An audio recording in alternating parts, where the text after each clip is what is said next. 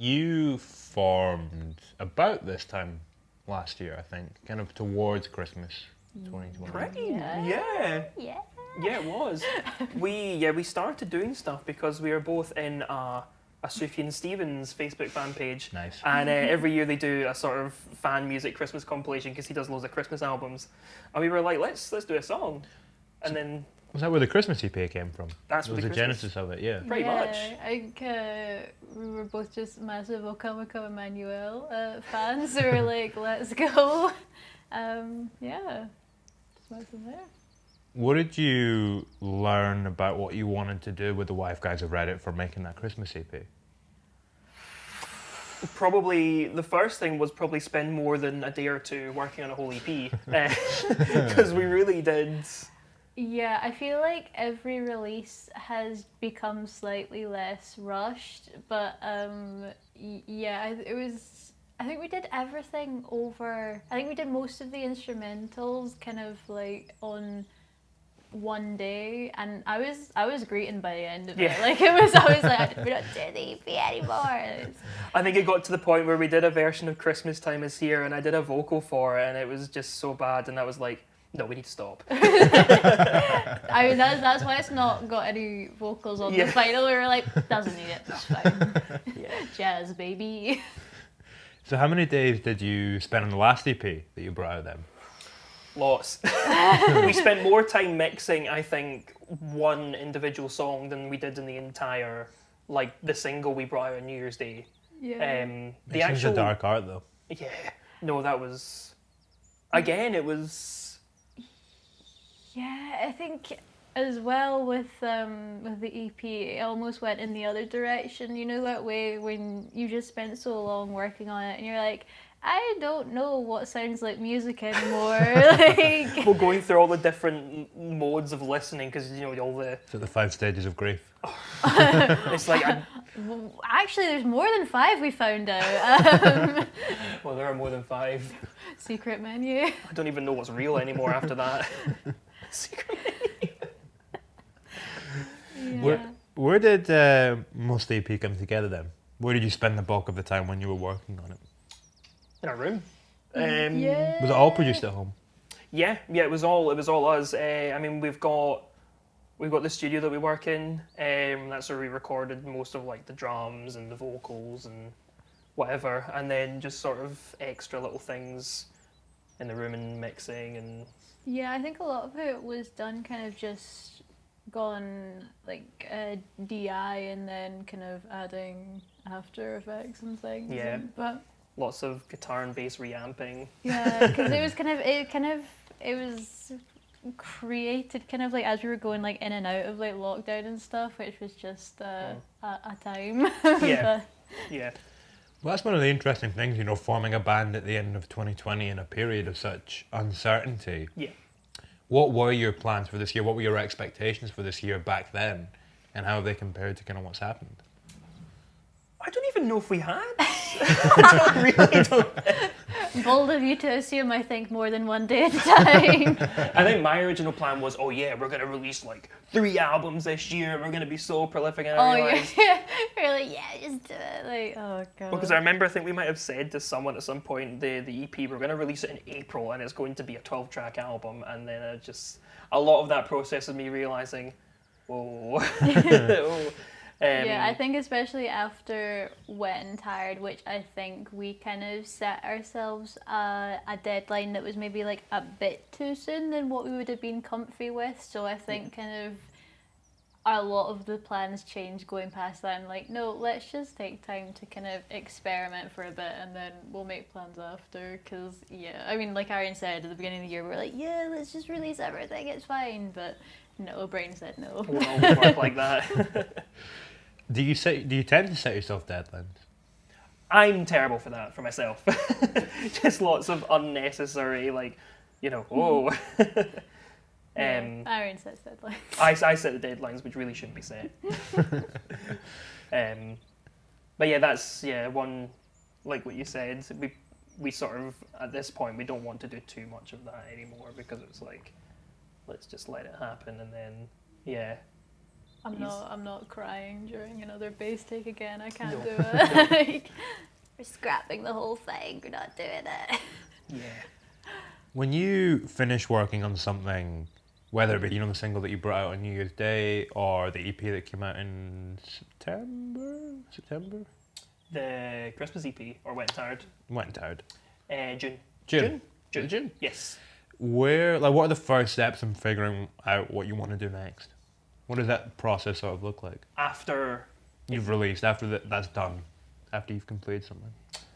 I'm just trying to think back to Wet and Tired. I mean, to be honest, because we had done the recording, the mix, and we were like, okay, right, it's out, fine. And then we brought the other two into the band. It was mostly just specifically for Wet and Tired. It was mostly just, right, let's just go out and play live because it seems like things are getting booked up now. Yeah. Yeah, I think as well, kind of bringing the other two into the band, they're very kind of fluid and experimental musicians. So I think a lot of the kind of preconceptions of what we wanted going ahead were also like obviously very much influenced by that. So it's been good, I think, for just giving us a kick up the yeah, don't know. How does playing live change things? Massively. I mean, it's just great to be playing these songs and just songs in general with a full band, because it wasn't something that we'd necessarily thought consciously about doing when we started. Like, looking back, obviously it's the kind of thing that would have happened, but yeah, I mean, a lot of the songs, they sound totally different with the full band in a great way. It's just been really good because we do a lot of improvising as well. We extend sections, we change bits up, usually on the fly without... When you're in the studio, just when you're working on live, something? not just like on stage. Usually without much forewarning. Who's the one that drives that? I sometimes bark at points where people are waiting for a signal for the song to end. Which There were gig two. was it? No, there was one gig where I like barked. Listen back to it. It's like he barked like a dog. I was like, what? It was when we supported Joe and the Shit Boys. It was at Hug and Pint, and we'd been closing the sets with Hardtack, and it was. I did a sort of, because you've got the Wet and Tired refrain at the end, and I was doing like with the audience, wet and tired, and then I thought, okay, let's do the song for longer, and I shouted riff for Angus to start playing the riff of the song, and everyone thought I was just barking at them to finish the song, and then the song abruptly ended, but it sounded great. With a riff. Well, yeah, with a riff, yeah. It's interesting you bring up Poetics. I saw someone describe that as your most user-friendly song. I thought that was a really interesting way of putting it. What do you make of that assessment, and how does that kind of sit in relation to your understanding of it? You know what? I don't really... I think it's definitely the most, audience-friendly, I would say. I think people like the blasé-ness of it. It's also not as we don't really do a lot of improvising in that one when we play it live as well. We play it pretty straight, which I think helps. It's not like, hey, we're playing this section bossa for some reason today. There's consistency. Yeah. Well, yeah, it's very songy. I do a lot of sort of talk singing. That's very in at the moment. Chic. Yeah. Yeah, I think there's just something maybe about, I don't know, this is probably a lot of over-analysis, but the sort of personality in the song, just in terms of the lyrics, people like it. It's meant to be a bit, not funny, but... Life is a biscuit. Life is a biscuit. So that's it. People love that line, what can I say? It's a great line. Yeah. Which is why you always interchange it when we play it live. Exactly, you're not getting life as a biscuit line. It's interesting you mentioned the idea of, I think you said it was like talk sing, where you switch between the two. When you're writing like that, do you write it in a different way to how you would write if you were just singing it in a kind of standard fashion? Like, does it actually influence the process, the way that you deliver it? I don't. I think kind of a lot of the songs, especially on the Wet and Tired EP, I know Jangled Up in Blue, that was originally kind of more singy for you. Yeah. And then it was just kind of when we were doing the vocal takes, and I was like, try like make it more talky, I don't know, like, or shouty or whatever. And then that's just kind of what stuck for a lot of them. So I don't think it's a conscious thing when we're writing the lyrics, because they kind of, I would say it's kind of 50-50 with the lyrics. But yeah. Yeah, I mean, with just in terms of song delivery, when we were recording Jangled Up in Blue, I did literally 100 takes of the vocals because it just wasn't landing. We were trying loads of different things. I was whispering, which that take is in the recording. There's a little whisper. They're buried in the mix. Yeah, it's just like it's there. It's like a little Easter egg. bit on the right hand side. And then it was when I did pretty much the take that we used. We were like, "That's cool. That sounds good." And then Which I don't even think, it wasn't even near the 100th take. I think it was maybe like it was maybe like halfway through as well, which is annoying, but oh well. and then just straight away did hard tack like a minute after doing that take, because it was like, that's a good Energy, good energy, yeah. and then just straight away went with that. But I don't know if it was written with a sort of talk singy thing in mind. That's probably what you just said. But No, I don't think so. When you're writing it, then what form does the delivery take on? Like, are you singing it as you're writing it? Yeah. I think the lyrics and the kind of vocals are really kind of an afterthought in most of the songs. Yeah. Not an afterthought, but they're definitely the last stage of the process. Yeah. It's quite separate with the song and then the lyrics and stuff. A lot of the time they sort of exist sort of simultaneously, but not together. That's an interesting idea. Yeah, I mean, like for instance with 66, I had the first line of the song for like ages. What's in a name that you can't find? It's just like there. It wasn't anything in particular, but then also at the same time you were like writing the music for that song and whatever, and then it's sort of like, oh wait, actually this works together, and then The rest is long. Is that line that you might have at the start, you're saying, you know, what's in a name that you can't find? That's quite open. Does it need to be open for them to kind of exist in those two spaces, but not together, like what you were saying? in terms of meaning, or Yeah. just, I don't know. Well, the issue with that was I wrote the line. I We thought talk a lot of shit as well. we do. Oh my god, yeah. Honestly, like this is all a load of bullshit. But yeah, I mean, like that line in particular, like I had it and I thought it sounded great, but I was like, what does it mean? What does this mean? And I'm not sure it actually relates to the rest of the song, but it sounds great. But it does. Anyway. So yeah. Sorry, what happened there. Yeah. How much of the creative process do you feel is still a mystery to you? I always feel conscious most of the time. Yeah, most of it, to be honest.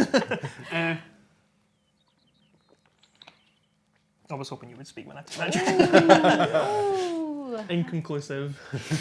Yeah, I don't even know. I feel kind of a lot of the things that we do are kind of like now as well, when we we've got new riffs or lyrics and things. It's not really consciously thought about. I don't know how to. Yeah, it's just we're like, haha, here's this. My little brain told me to share this with you all, and then like. Yeah. It's just like, I'm sure so many people would tell you the same, but it just sort of happens, and we don't really. Yeah. I think it's the points where we start to overanalyze. It's when it gets a bit like. When it all goes downhill. Yeah, that's when we sort of need to take a little bit of time away and then sort of go back to it.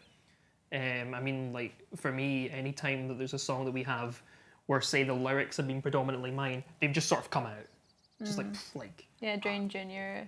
Drain Junior, Jangled Up in Blue to some extent, I think. Yeah. That's not to mention all the editing that Neve does to them. Hell of a lot, but. Yeah, no, I mean that's a good example of that though. Drain Junior kind of it was just randomly, and you were like, I basically wrote a whole song, and then I don't know where that came from. We were just sitting in the kitchen. I was like, listen to this riff. Listen to my riff. Yeah. Yeah. Yeah, it's the classic thing. It's like it's 6 seconds or 6 months for anything, and like nothing in between. No.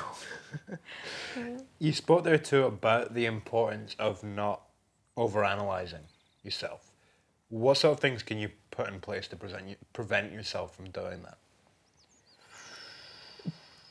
I think your band members, your bandmates are good for slapping you out of your bullshit a lot of the time. Yeah. I know that there's a lot of times, especially kind of when we've been in the development stage, or even kind of when we've been recording a song, we've been doing some like demos and stuff at the minute, and like I can get quite overly logistical about things, and I think kind of especially the other two, they're very kind of calming presences, I would say. Yeah. They're very good for just being like, no, let's just try stuff, and like it's like in the end none of it really matters, so like let's just chill. That is true.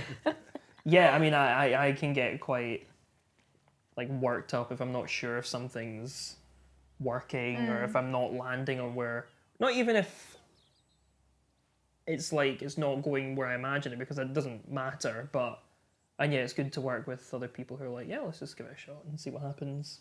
Yeah. Fuck around and find out. How would you describe your relationship to Reddit? Unhealthy. Stockholm syndrome. Yeah. I mean, there's not an hour in the day which goes by that I'm not on it to some extent. Big commenter, not a big poster anymore.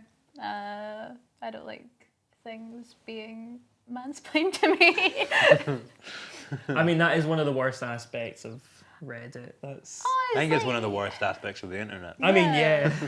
It's like you'll post like, oh hey, like, oh, what are some kind of like brands of or models of bass that have like block inlays, and you'll have guys being like, oh, well, make sure when you go to get it set up you do this and this and this. It's like, that's nothing to do with what we're talking That's not about. why I asked.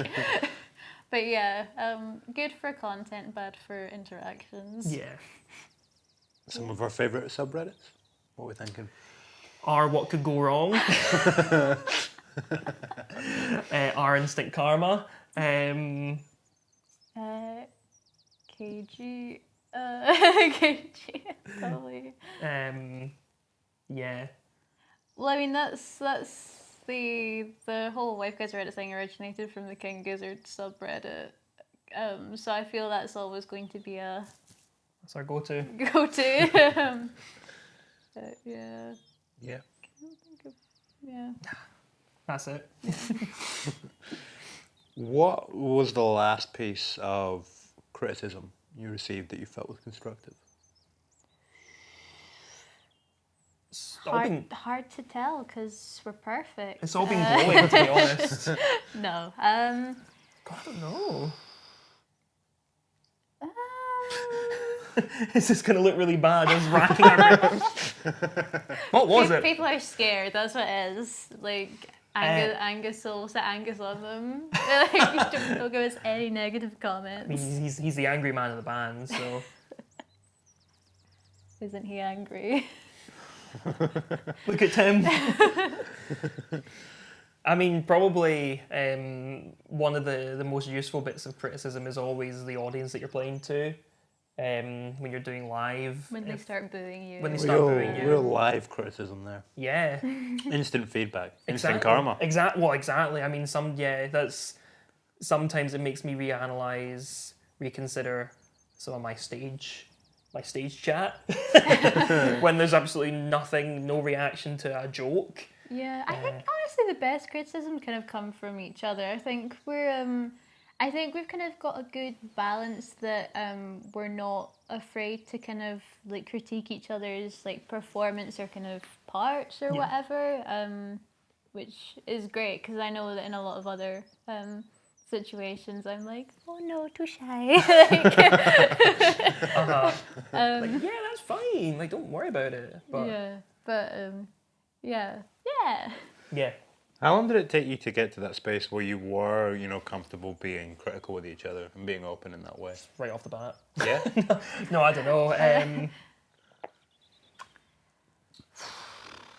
don't know. I mean, I think it helps, like, obviously we've known each other for a while and you've known Angus for yonks. Yeah, I've known Angus for about 10 years. And Elise is just, she's so good. She's like, yes, I'm here to do music. Let's go. So I don't think it was ever kind of a case of like anyone would get kind of like no one would have egos that would get in the way, which I think was quite useful. I don't know. Yeah. How long would you say that took? Kind of. I mean, not too long, to be honest. I mean, as the 4-piece, it was, for stuff like that, at the very beginning, it was very much like, okay, we're just going to practice all the songs so we can get ready to play. I mean, yeah, I think we had a few, it was 3 weeks of practicing together as a band before we had was it a 45-minute live stream? It was the hour-long Hour-long live TV stream. thing. Oh my goodness. Yeah. So I don't, there wasn't a lot of time for any thinking really. But yeah, I was thinking of that. Yeah. Yeah? Yeah. Yeah. On that note, thank you very much. Thank you very much. Thank you. Yes. Oh, wait, we didn't. Both of them. We like to say they haven't died. Yet.